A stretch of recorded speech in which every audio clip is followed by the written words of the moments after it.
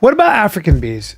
Well, that's a great one for me to tell you guys that we for this season filmed an insane bee episode. 13,000 bees in a bee beard. It won't come up on internet. I'll bring it up on my phone real quick to show you guys the picture. So I wore 13,000 bees. I think you guys knew. Maybe it happened after I was on the show last. I got stung 60 times in the face by bees. So if you search bee beard gone wrong, search bee beard gone wrong real quick, and you'll see what happened to my face. Why did that happen to you? It was because Africanized bees got in a fight with European honeybees on my face.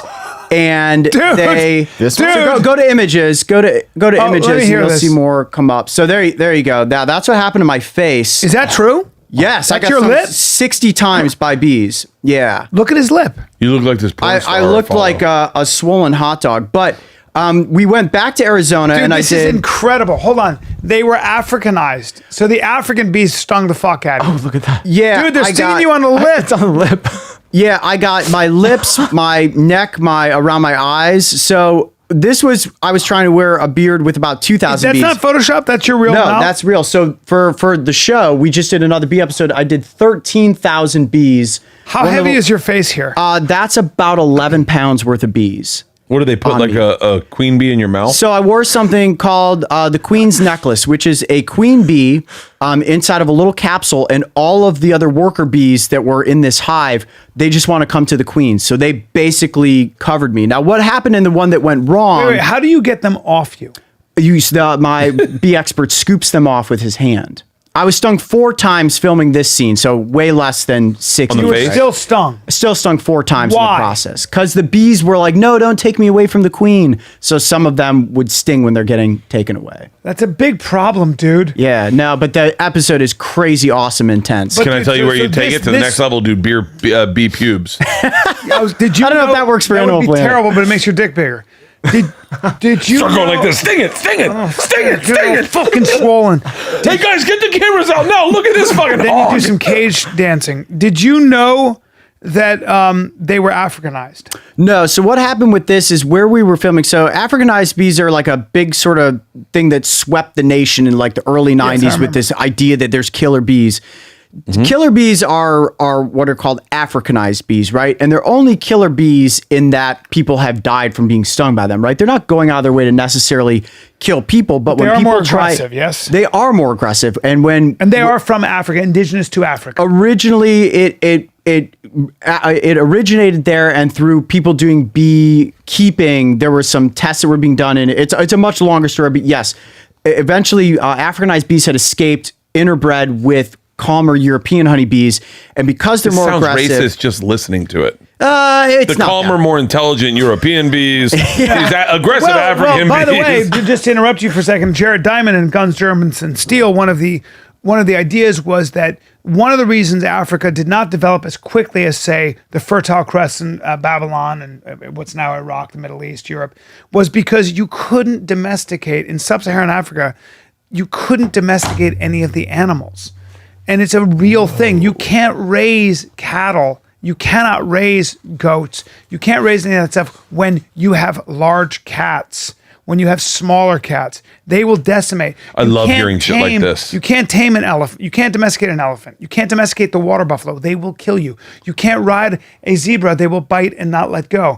So all of the animals in Africa are simply not, you can't domesticate. You can domesticate cows and oxen and horse and all those animals that were indigenous to that area. And oh, by the way, edible grasses like barley, millet, amaranth, and wheat grew naturally in places like Iraq and those places. So you could and you also couldn't really plant in an area that got rain that often in a jungle. Mm-hmm. There were just too many issues, too many insects that would eat your crops. So you had to be a hunter-gatherer. You had to hunt. And when you are that way, when you in small bands of people are the only way you can survive because you can't feed enough people. Mm-hmm. So you couldn't organize into large. So of course you became very tribal and small.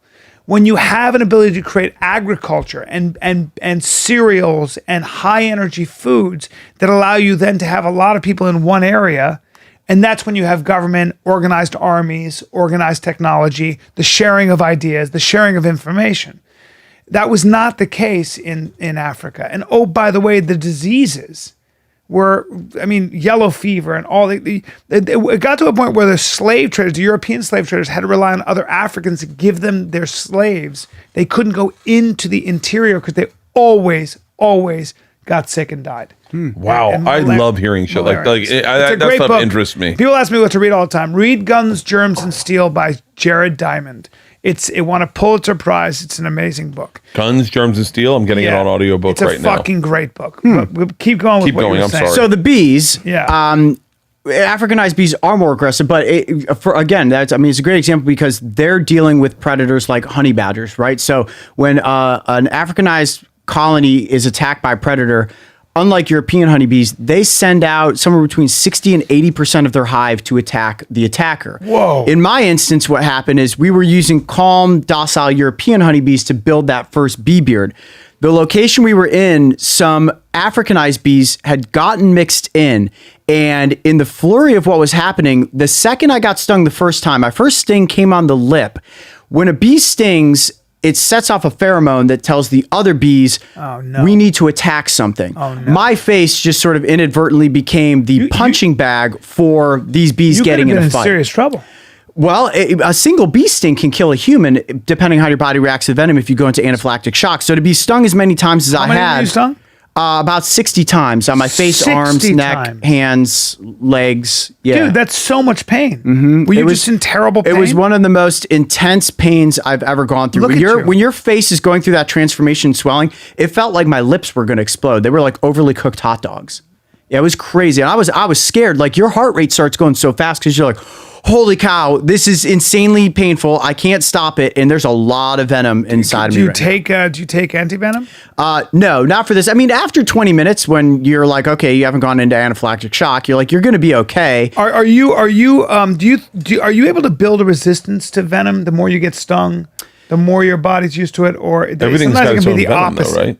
Well, some people become more susceptible to venom. So me wearing the bee beard the second time, what we were actually worried about is that my body built up an oversensitivity to the venom where a single sting could shoot me into anaphylactic shock. Because you have to think, when I got stung that many times, my body went into like massive overdrive. This is like, a Dodge Viper on nitrous, like as fast as it could go. My body's like, holy cow, dude, you just got stung 60 times by bees. You work hard for your money.